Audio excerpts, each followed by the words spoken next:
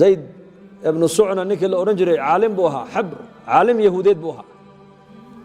nebigaa dayn ka qaatay calayhi salaatu wasalaam xilligii daynka lagu ballamay in la celiyo iyadoo aanan la gaadhin ayuu ninkaasi nebiga fursad buu la eegtay fursad caynkeeya saxaabada nebigu isagoo hareeraha ka socdaan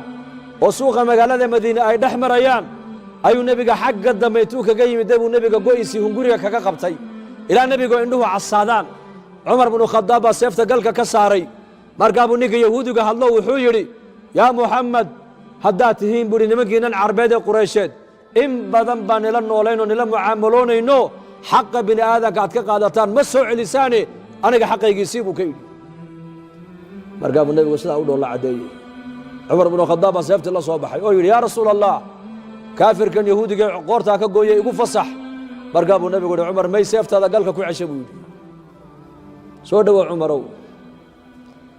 sidaa si ka duwan ayaan aniga isaguba kaaga baahnayn buu yidhi inaad isagana ku tidhaahdid muddadii daynka in laguu celiyo laysku ogaa maalmo ayaa ka dhimana dee ha gaadho anigana aad igu tidhaahda nebi allow dee daynka dadku kugu leeyihiin dee waxooga iska sii laakiin cumarow sidaa kaamaan helina middibaad seef baad la soo baxdo waad ka nixisee 80 saacoo timirana waa intuu igu leeyahay sii 20na ugu dar buu yidhi waa intaad ka nixisee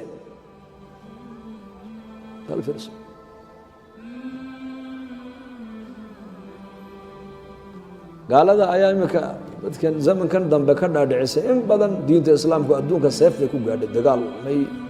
akhlaaq bay ku fiday diinta islaamka boqolkii 90 diinta islaamku waxay ku fiday khuluqun xasan dabeecad wanaagsan dulqaad badan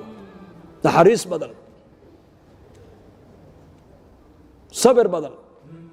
duco badan dadaal badan oohin badan asbaabtaa buu nebigu risaaladiisa ummadda ku gaadhsiinayay cumar binu khadaab ninkii buu kaceeyey baytalmaalkii buu keenay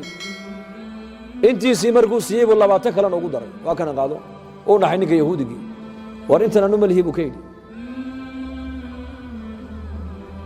intan aniga nebiga amar igu siiyey inaan kuugu daro waa biiro oo maxaa lagugu biiriyey sababtaan kuugu biirinina waxa weeyaan waa seeftii ee kuula soo baxeen kaa nixiyey buu nebigu igu yidhi ugu abaalgud intaas ugu abaal celi markaasuu ninka yahuudigii alaabtii oo dhan intuu dhulka dhigay buu yidhi cumarow zayd binu sucna ninka la yidhaha ma maqasha markaasuu yidhi ma ninka caalimka yahuudeed haa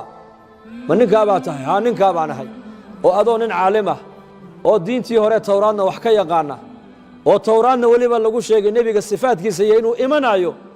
maxaa kugu kalifay nebi maxamed jidka dhexdeeda weliba iyadoo aanan la gaadhin muddadii daynka in la kala qaato lagu ballamay ilaa daynku wakhti buu leeyahay shuruud buu daynku leeyahay oo lagu kala qaataa aayadda qur-aanka ugu dheerna daynka ka warramaysaa iyadoon xilligii la gaadhin maxaad nebiga sidaa ugu dhibaysay buu ku yidhi sifaadkii nebiyada lagu sheegay oo dhan muxamed waan ku arkay buu yidhi ilaa 2 mooyaane labadaas sifana nebi maxamed kama soo daahiri karayso ilaa la taabtaabta mooyaane sifada koobaad waxa weeyaan jaahiliintu markay xaqiisa ay ku xadgudbaan nebi maxamed calayhi الsalaatu wasalaam jahliga loo geysanaayo ee jahaladu ay xaqiisa ku xadgudbayaan dulqaad unbaa nebiga uga ziyaadee maba cadhooda buu yidhi waa sifaadka nebiyadu ay leeyihiin cadhada nebiyada iyo dulqaadkoogana marka laysku qiyaaso waxa qaaliba oo sarreeya dulqaadkoogaa sarreeya dulqaadkooga